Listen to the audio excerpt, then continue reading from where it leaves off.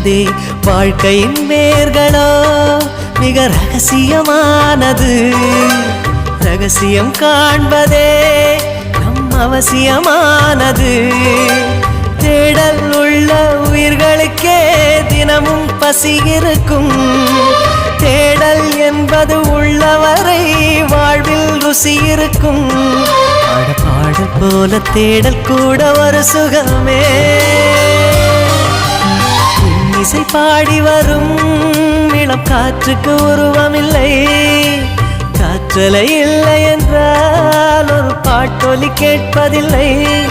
ஒரு காலம் வருகையில் உள்ளம் கொள்ளை போகுதே.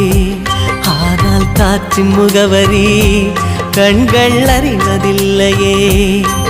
இந்த வாழ்க்கையே ஒரு தேடல் தான். அதை தேடி தேடி தேடும் மனது தொலைகிறதே.